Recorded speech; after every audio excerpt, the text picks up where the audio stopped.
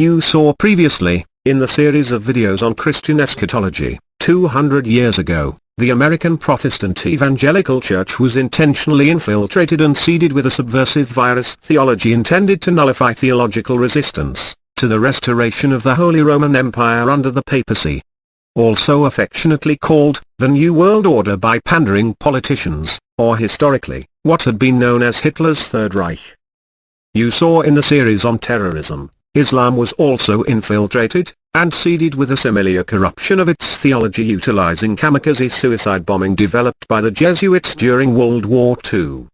This corruption of Islamic theology, referred to by some as Nazification, was imported into Islam through the Grand Mufti of Jerusalem working in collaboration with the Nazis and the Irish Republican Army, also known as the IRA. And Muslims have come to publicly admit their community is being manipulated by, and for the benefit, of restoring the Holy Roman Empire under the papacy. You saw in the series on evolution, that even atheists along with its current celebrity leadership, are openly Luciferian, and are engaging in the same kind of disinformation with atheists, that is happening with Muslims in Islam, and with Christians in Christianity, also on behalf of restoring the Roman Reich as part of cultural Christianity, without a God. And all socially engineered by the Vatican to serve its own grab for political power. In this series of videos, we will look at the historical origins of modern atheism and how it has been used as an ideological tool for restoring the Holy Roman Empire under the papacy in the past. And how it is being used today for the very same purposes. You might be surprised to discover, the origins and actual purpose of modern atheism, have nothing to do with atheism. In fact, the people behind the promotion of atheism in modern democratic societies, aren't even real atheists themselves. They are actually Christian, and to be more historically precise, they are Roman Catholic Jesuits. And, not only is the information concerning the historical origin of evolution a complete myth designed for the purpose of establishing a Vatican state in Europe, as you saw earlier in the series on evolution, but, as you will see in this series, even the information being given to the public concerning science itself, is complete intentional disinformation. And what you might be shocked to learn, is that real atheism in the classical sense, actually, no longer exists. It was wiped out as a result of science. Science not only makes atheism a completely antiquated paradigm, it actually proves the existence of God, and proves conclusively that He created the universe. It is an undeniable truth, but one no modern atheist will ever accept, precisely as the Vatican has actually programmed them to do. And, it is something the public is never told, simply because, the information does not serve the political and theological designs of the Vatican, in pursuit of its temporal power over the earth. These facts will be documented in the following video.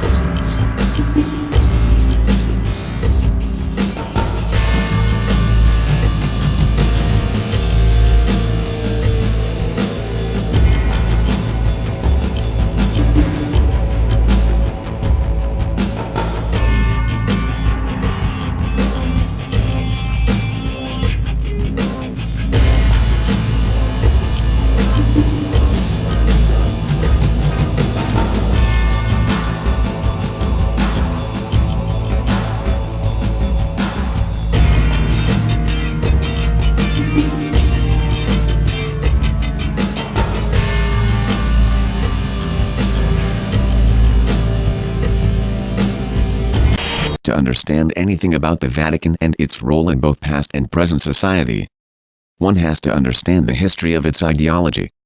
Vatican Christianity is described by two words which it chose to coin in its own decrees. Those two words are Roman and Catholic. It is claimed to the public that these two words are Christian. But the fact of the matter is that neither term is ever used in the scriptures by or about Christians. The two words were chosen because they tell you what the religion is. First, it is a Roman religion. Meaning, of course, it is a religion about Rome. And secondly, the word Catholicism is the Latin word for universal. So in plain English, the religion of the Vatican is Roman Universalism. Or in other words, Rome all over the world. That is its religion. This religion contains words and phrases from Christianity, as it does from all the other religions that made up the Roman Empire. Because it was a synthesis of all the main state cults within the Roman Empire. This religious movement was documented as having existed as early as New Testament times, precisely as Rome claims. But the New Testament is very clear it did not consider this religion to be apostolic. It described it as Nicolaitanism, and referred to its followers as the Nicolaitans, because they were followers of Saint Nicholas. Saint Nicholas established the religious practices of assimilating all the paganism of the Roman Empire under the name of Christ. He was a pedophile heretic in the New Testament who falsely claimed to have been an apostle. A religious practice which the Vatican continues up unto our own present day. Nearly 2,000 years later, Nicolaitans were monists who believed that all things were really secretly the same thing.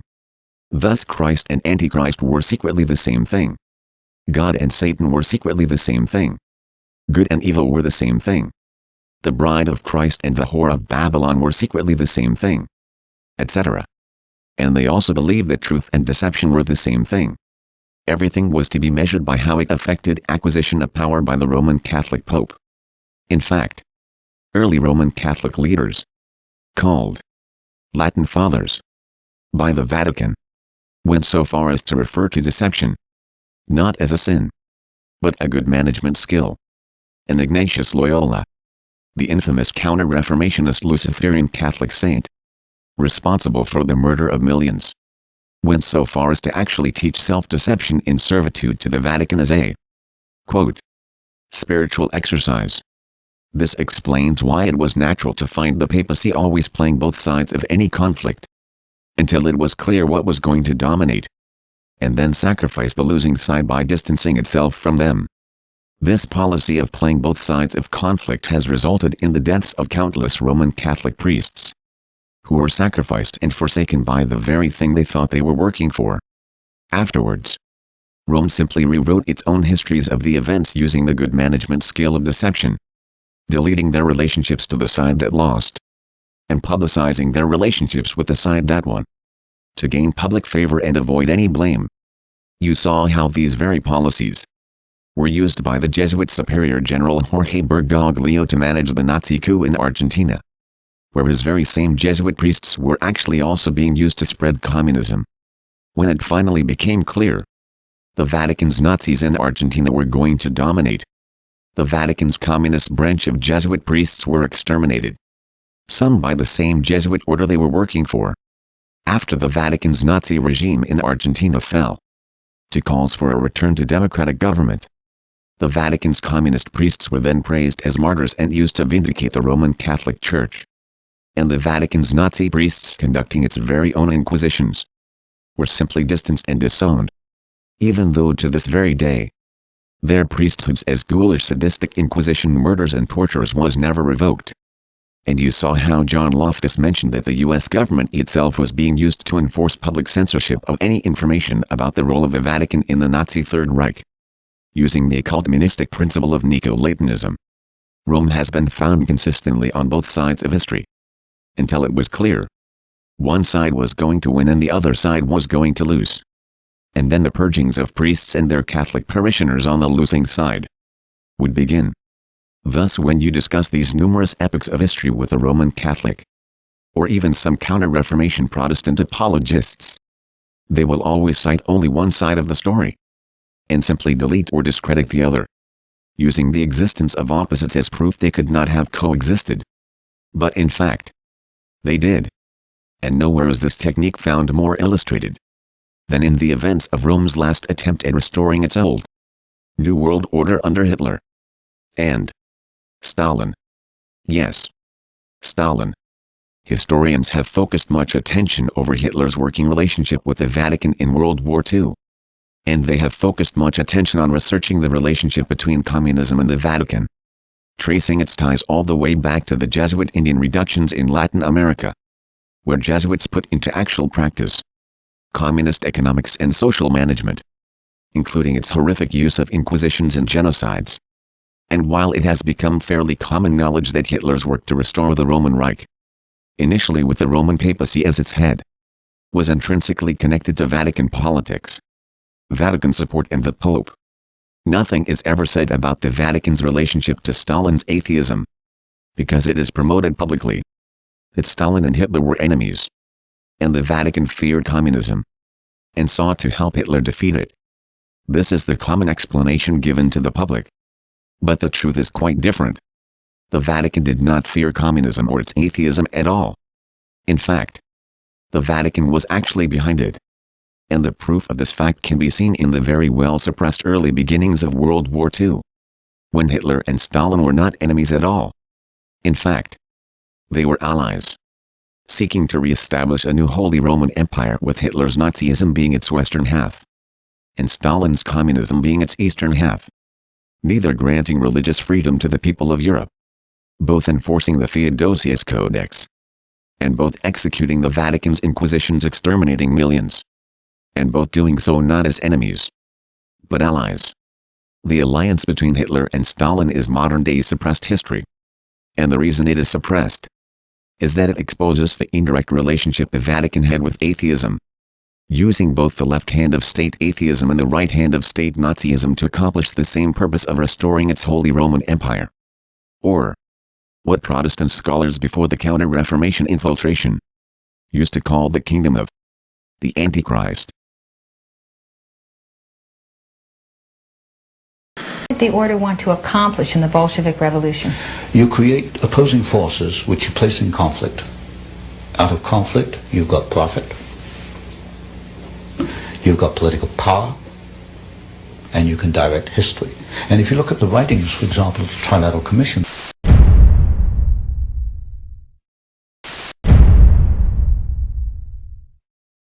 they talk openly in the Trilateral Commission about managing conflicts, not solving conflicts, but managing conflicts.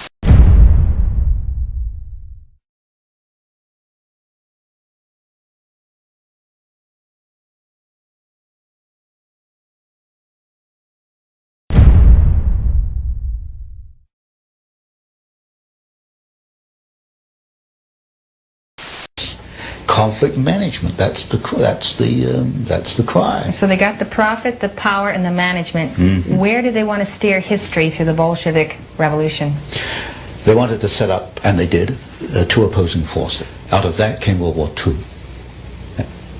There were logical steps in the process. They used the same bank, Guaranteed Trust Company, as the conduit for the financing of Hitler, and also as a conduit for financing and also the early days of the Russian Revolution. In fact, in Russia, Soviet Russia in 1923, a vice president of Guaranteed Trust Company was the foreign director of the Roscombank, which was the first Soviet overseas bank that was set up. They were that close in those days.